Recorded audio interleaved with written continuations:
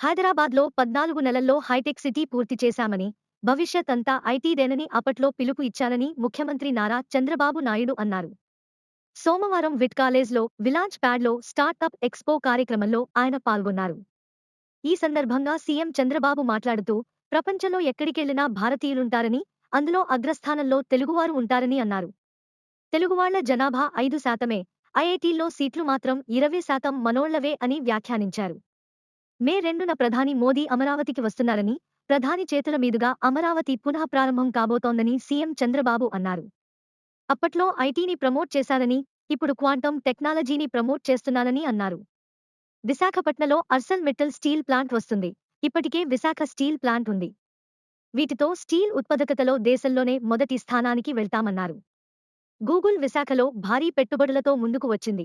AP IT ముఖచిత్రం మారనుందని అన్నారు. భారత్ జోలికి ఎవరైనా వస్తే మటాష్ అయిపోతారని, కలసికట్టుగా ఉంటే భారత్ను ఉగ్రవాదం ఏం చేయలేదని సీఎం అన్నారు. ఈ కార్యక్రమంలో ముఖ్యమంత్రితో పాటు టూరిజం శాఖ మంత్రి కందుల దుర్గేష్, తాడికొండ శాసనసభ్యులు తెనాలి శ్రవణ్ కుమార్ తదితరులు పాల్గొన్నారు.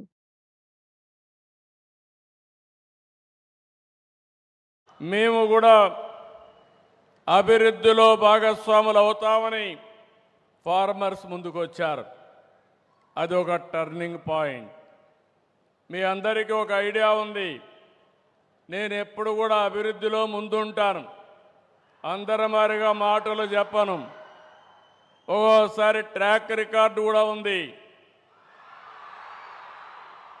హైదరాబాద్లో ఎవ్వరు కూడా జూబ్లీ హిల్స్ అవతల ఏది చూడని రాళ్ళు రెప్పలు.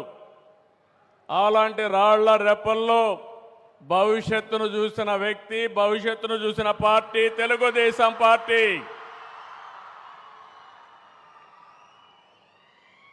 ముప్పై సంవత్సరాల కంటే ముందు విజువలైజ్ చేశాం. భవిష్యత్తు ఏ విధంగా ఉంటుందో ఆలోచిస్తే ఆ రోజు నాకు అనిపించింది, ఐటీకి భవిష్యత్తు ఉంది, అందిపుచ్చుకోవాలనే ఉద్దేశంతో నేను ఆ రోజు ప్రారంభించాను. కనీసం ఈరోజు ఇక్కడికి వస్తే ఒక విట్ ఉంది, ఒక ఎస్ఆర్ఎం ఉంది, అనేక కాలేజీలు ఉన్నాయి. ఆ రోజు ఇవన్నీ కూడా ఏమీ లేవు. హైదరాబాద్లో ఏ విధంగా టెక్నాలజీ ప్రమోట్ చేయాలని బ్రెయిన్ స్టార్మింగ్ పెడితే ఆ రోజు ఒక ఆలోచన వచ్చింది. ఆ ఆలోచనలో పుట్టిందే హైటెక్ సిటీ. ఎక్కడ చూసినా తెలుగు వాళ్ళు ఉండేవాళ్ళు. మన జనాభా 5-6%, కానీ ఐఐటీల్లో సీట్లు మాత్రం 20% వచ్చేటివి. నేను మొట్టమొదటిసారిగా ముఖ్యమంత్రి అయినప్పుడు 1-2% ఉండేది. ఆ రోజు కావాలని ప్రమోట్ చేస్తే ఈరోజు ఏ ఎగ్జామ్లో కూడా నాలెడ్జ్ ఎకానమీలో భారతీయులు ప్రథమ స్థానంలో ఉంటే దాంట్లో ట్రెండ్ సెట్టర్గా తెలుగు వాళ్ళు ఉన్నారంటే అది ఈరోజు నేను ఆలోచించిన విధానం. ఈరోజు ఇక్కడ మీరు అందరూ ఉన్నారు. మిమ్మల్ని చూస్తే నాకు చాలా ధైర్యం వస్తూ ఉంది. రేపు 2వ తారీఖున ప్రధానమంత్రి గారు అమరావతి పునఃప్రారంభం. ఈ కార్యక్రమం అదిరిపోయే విధంగా మీరందరూ కూడా రావాలని మీకు కూడా స్వాగతం పలుకుతున్నా. ఆ రోజు హైదరాబాద్లో నేను హైటెక్ సిటీ గురించి మాట్లాడి హైటెక్ సిటీ కట్టాం. అదే మాదిరిగా ఐటీకి ప్రాధాన్యత ఇచ్చాం. ఈరోజు కాలం మారింది. ఇక్కడే క్వాంటమ్ వ్యాలీకి ఫౌండేషన్ వేస్తున్నాం.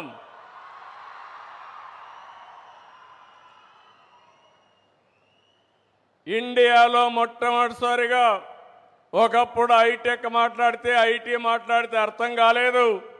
ఇప్పుడు క్వాంటమ్ కంప్యూటర్ మాట్లాడితే చాలామంది అంటున్నారు అది ఏం చేస్తుందని.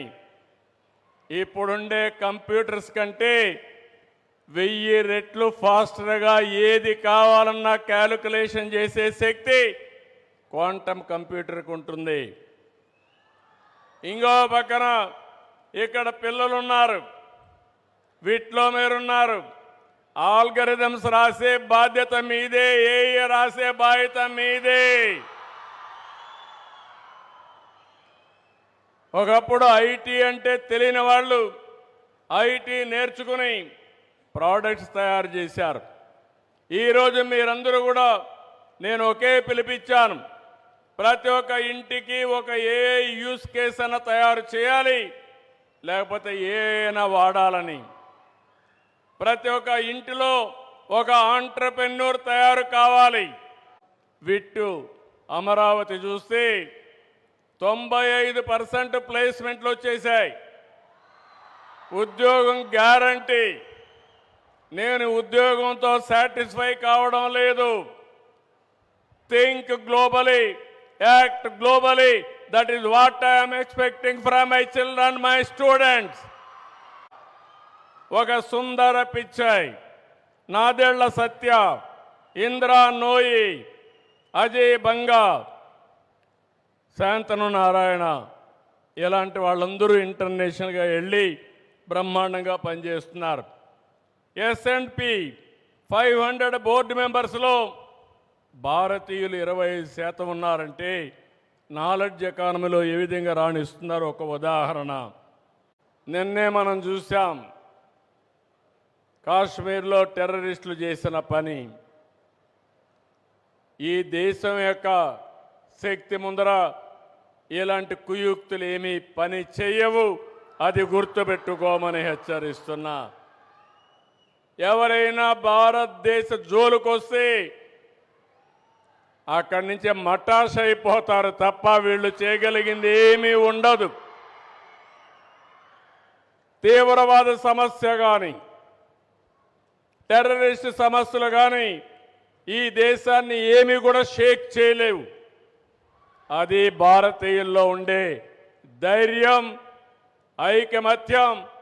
అవసరమైతే ఇలాంటి సవాళ్లు వచ్చినప్పుడు మనం అందరం కూడా సంఘటితంగా ఉండి ఈ దేశాన్ని రక్షించుకునే శక్తి, యుక్తి భారతీయులకు ఉందని చెప్పి కూడా నేను మీకు తెలియజేస్తున్నా. ఒక్క అమరావతి గురించే నేను మాట్లాడడం లేదు. ఇక్కడ అమరావతిలో ఏమేం పనులు చేయాలో చేస్తున్నాం. Visakhapatnam highest per capita income as on today. That is a game changer. ఈరోజు దేశంలో విశాఖపట్నం స్టీల్ ప్లాంట్ ఉంది. అదనంగా ఆర్సిలర్ మిత్తలో ఒక స్టీల్ ప్లాంట్ పెడుతున్నాడు.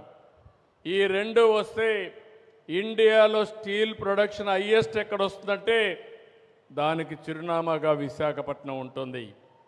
కొత్త ఎయిర్పోర్ట్ వస్తూ ఉంది, మెట్రో వస్తుంది. ఇంకో పక్క తొందరలోనే గూగుల్ విశాఖపట్నం రాబోతుంది. గూగుల్ విశాఖపట్నం వస్తే ప్రపంచ డేటా అంతా కూడా వచ్చి ఇక్కడ అనలిటిక్స్ తయారు చేసి AI ద్వారా ప్రపంచానికి అందజేయబోతున్నారు. అంటే నాలెడ్జ్ ఎకానమీకి చిరునామాగా ఆంధ్రప్రదేశ్ ఉంటుందని చెప్పి కూడా నేను మీకు తెలియజేస్తున్నా.